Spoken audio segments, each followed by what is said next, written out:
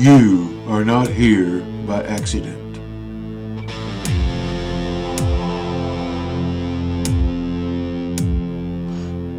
Where time, space, and humanity meet, standing at the edge of what comes next.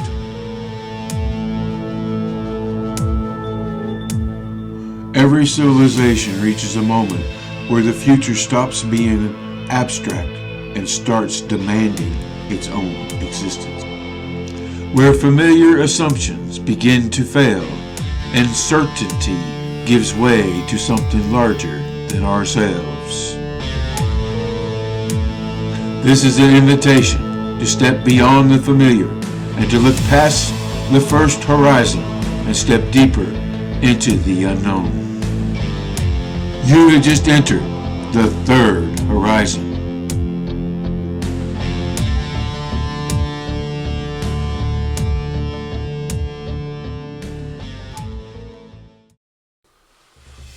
Welcome, everyone, and thank you for joining us for another episode of The Third Horizon.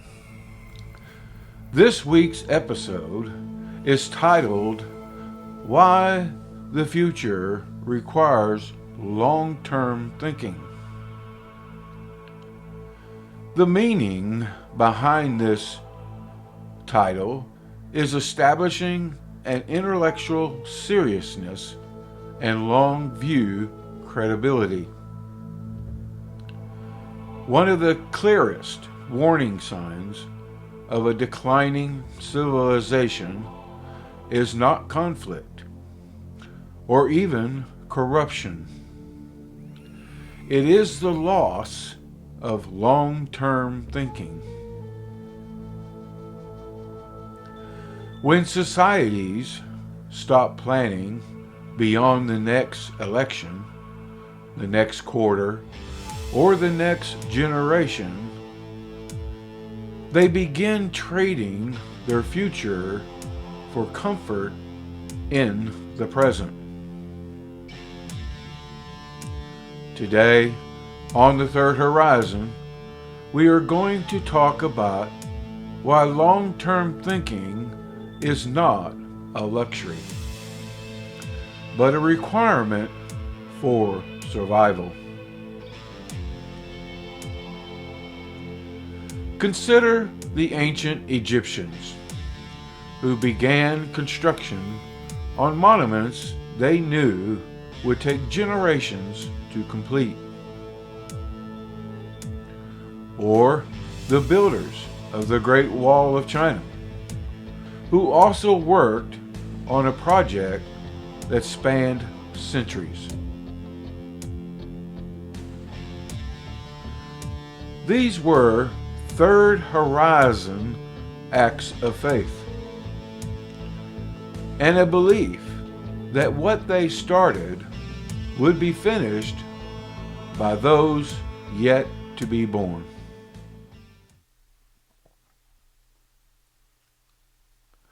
We live in a world dominated by urgency,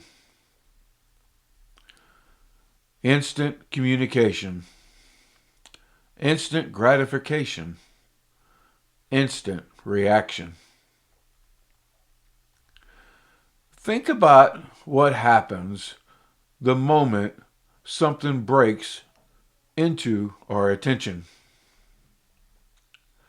A notification buzzes in your pocket. Before you even know what it says, your hand is already moving. A headline flashes across the screen. Before the full story loads, opinions are already forming. A short clip goes viral, 15 seconds long, stripped of context, yet powerful enough to spark outrage, loyalty, or fear. We respond before we reflect. We share before we verify. We react before we understand.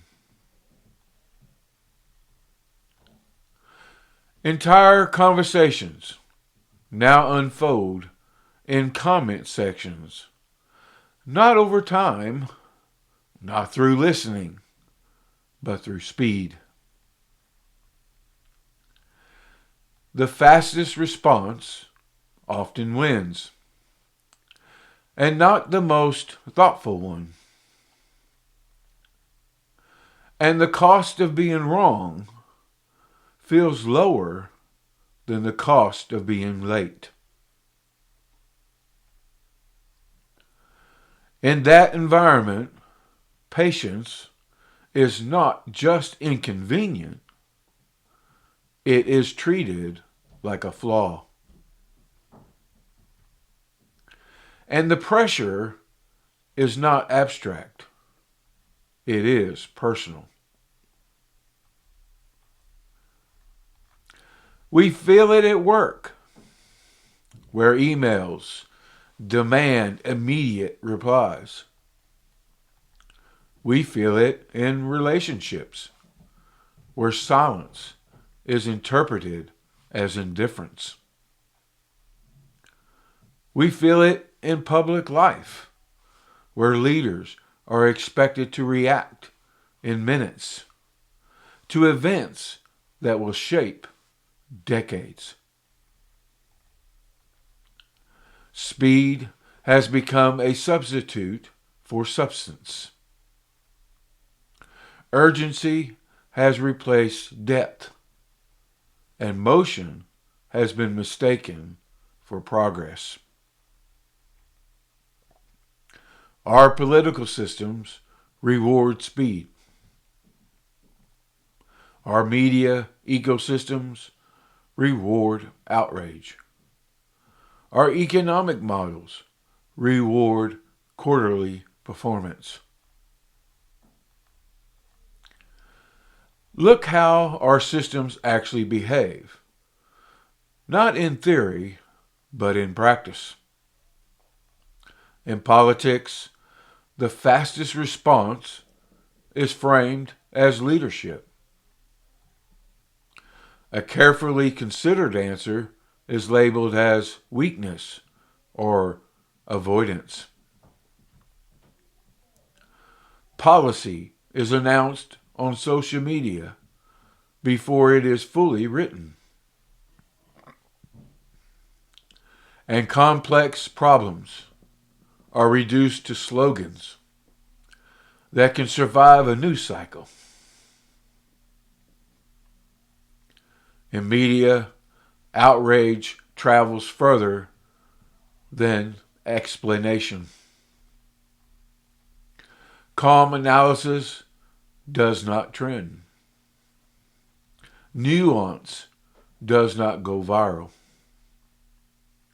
The loudest voices dominate the room. Not because they are right, but because they are quick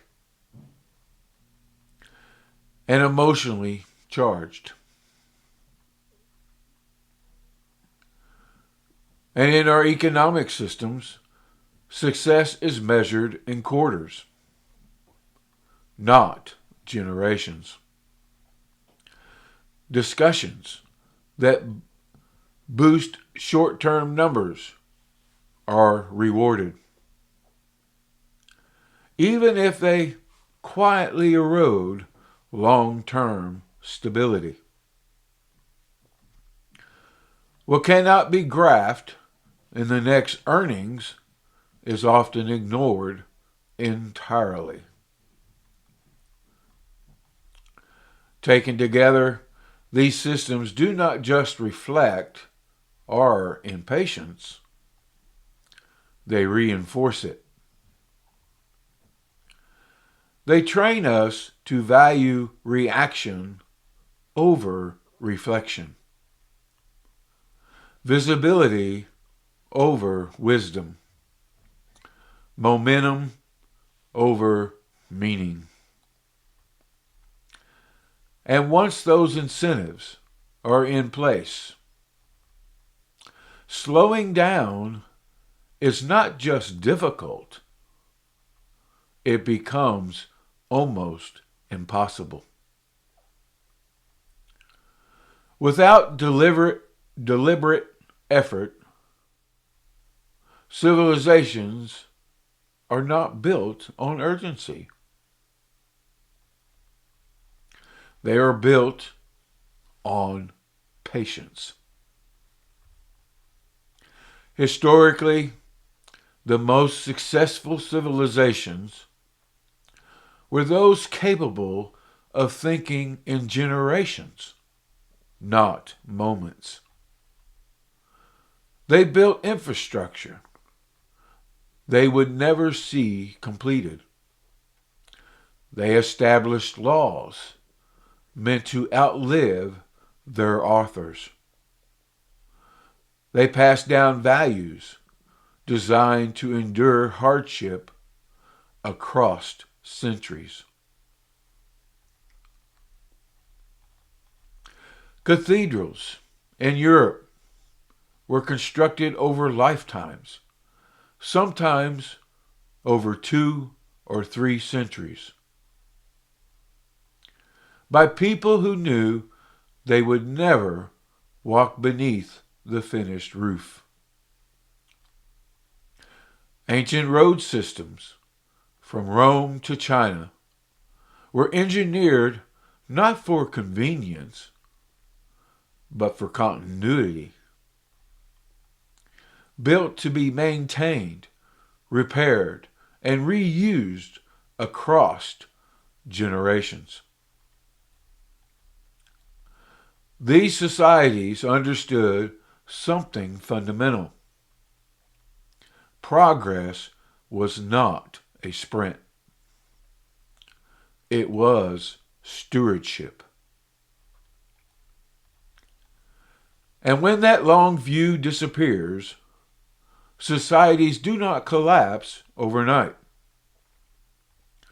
They decay quietly through neglect. Infrastructure is not torn down. It is allowed to crumble. Institutions are not overthrown. They are hollowed out. Values are not rejected. They are simply no longer passed on. The Roman aqueducts are often cited not because they were grand, but because they were durable. They were designed to last centuries, and in many cases, they did. Not because they were perfect, but because they were built to be repaired, not replaced. Contrast that with many modern systems, designed with planned expiration in mind. Software that becomes obsolete by design. Infrastructure that's patched instead of maintained. Institutions optimized for short-term performance rather than long-term resilience.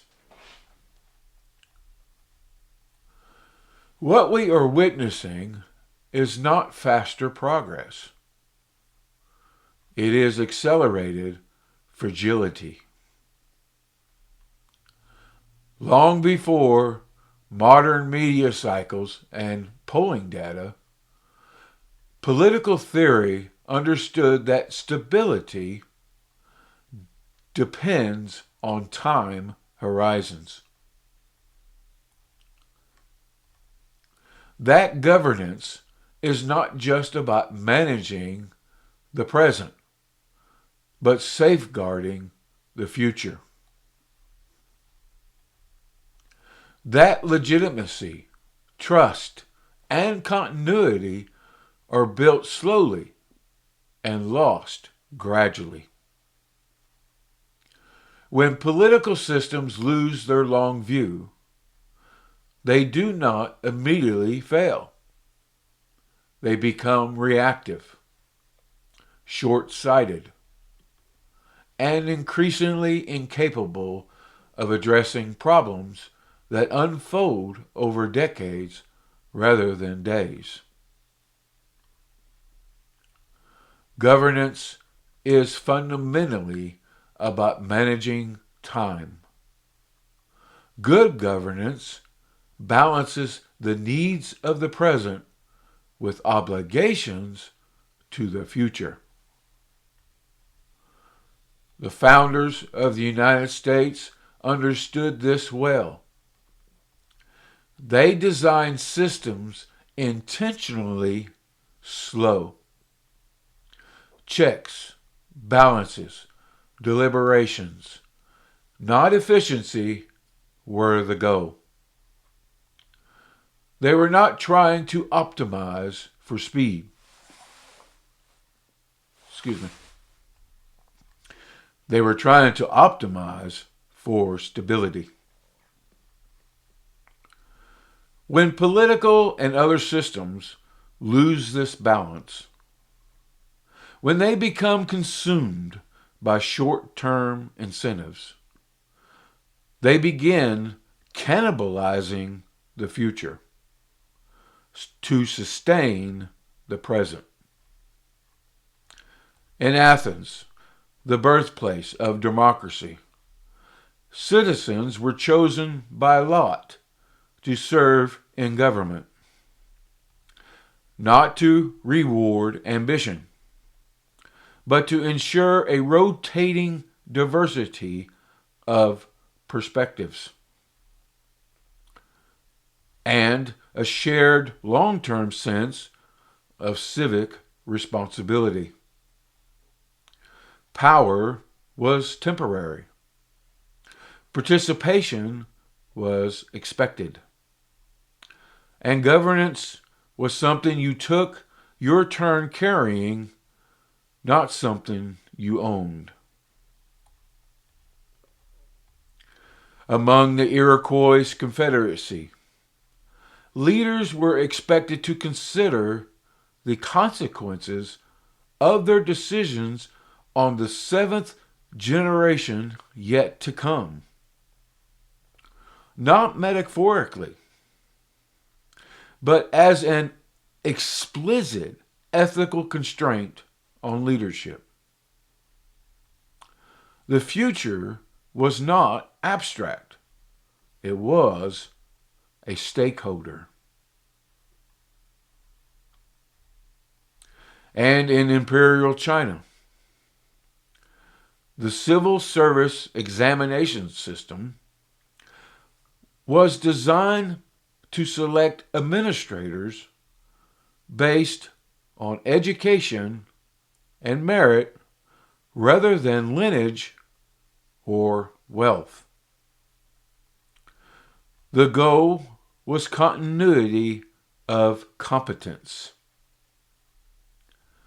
A governing class trained to think in terms of stability, record keeping, and institutional memory. Not personal gain or short-term advantage.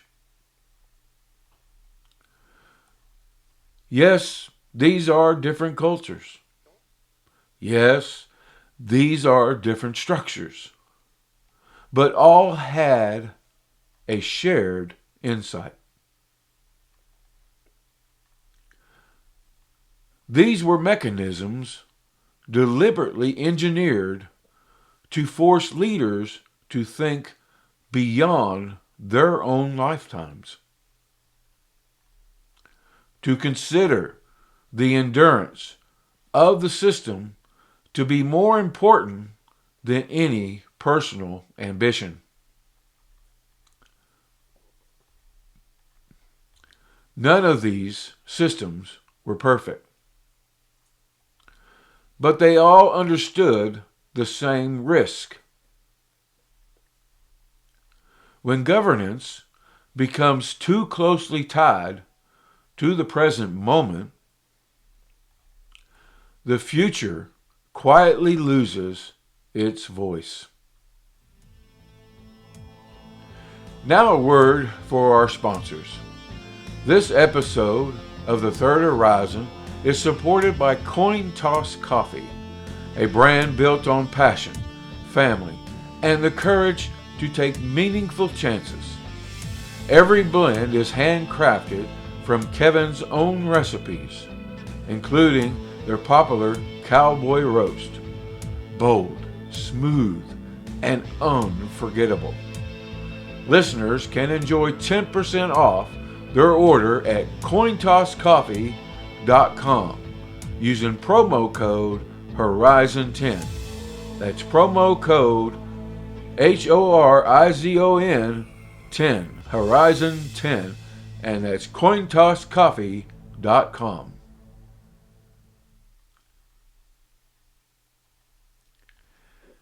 There is also a spiritual dimension to long-term thinking, whether we acknowledge it or not.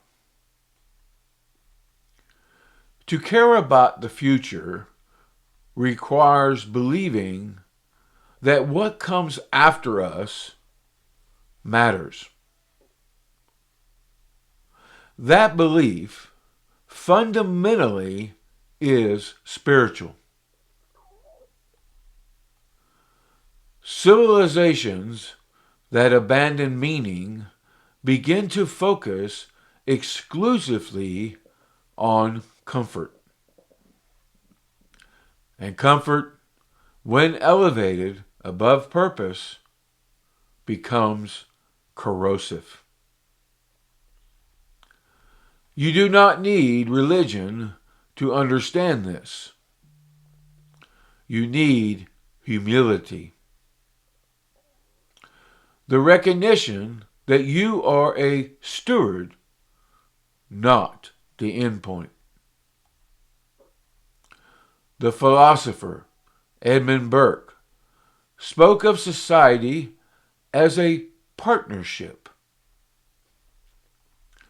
between the living, the dead, and those yet to be born. This ideal that we inherit obligations and must pass them on is at the heart of long-term thinking. In Japan, the concept of Saito-yoma reflects a century-old balance between human activity and nature, maintained for the benefit of future generations. And now another word for our sponsors.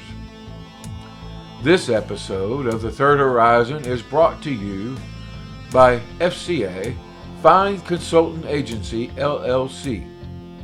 If you need high-level policy analysis, structured research, or strategic writing tailored for government, space governance, or nonprofit sectors, FCA delivers clarity, organization, and deep insight.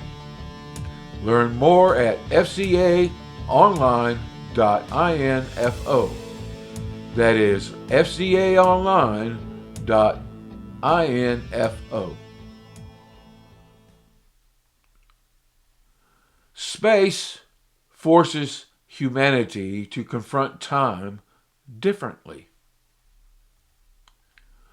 Orbital infrastructure, interplanetary travel, off-world settlements.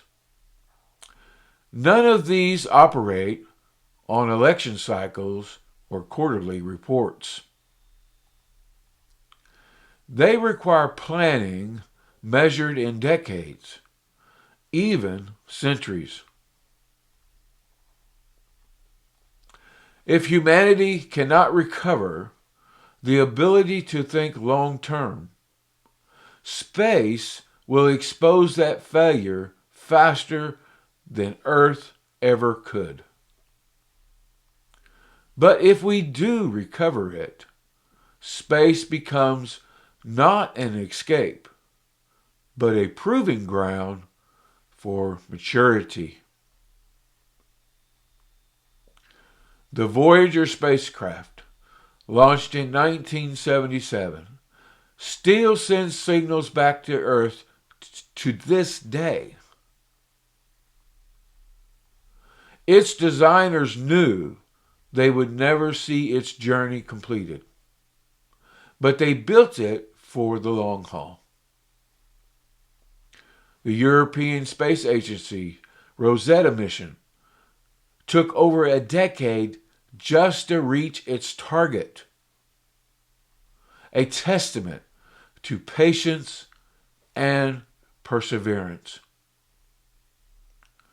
Space agencies like NASA, ESA, and their global counterparts are fundamentally built on long-term thinking.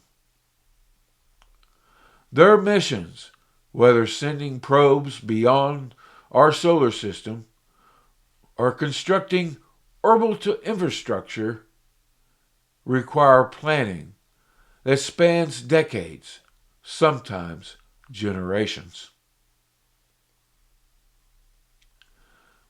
This is not just a matter of ambition. It is a necessity. Space is unforgiving. Every mission must anticipate challenges years in advance. Designed for reliability and build with the future in mind. Space strategic planning highlights how agencies prioritize stability, international cooperation, and the stewardship of knowledge for those who will follow. In space, short-term thinking is not an option. Only patience, perseverance, and a commitment to the long-term thinking can ensure success. So the question is not whether humanity has the technology to move forward. The question for us to consider is whether we have the patience, the discipline, and the wisdom. I also ask you to consider that long-term thinking is not idealism. It is responsibility. As we continue this season of the Third Horizon, next week we dive even deeper as we explore the cost of short-term civilizations. And we will keep asking these very important questions. Not to predict the future, but to prepare for it. Because the civilizations that endure are the ones willing to think beyond themselves. As the ancient proverb says, society grows great when old men plant trees whose shade they know they shall never sit in. Let us be those planters. Let us be the stewards of a future we may never see, but which will bear the mark of our wisdom. This podcast is not about outrage or sides. It is about noticing patterns, asking better questions,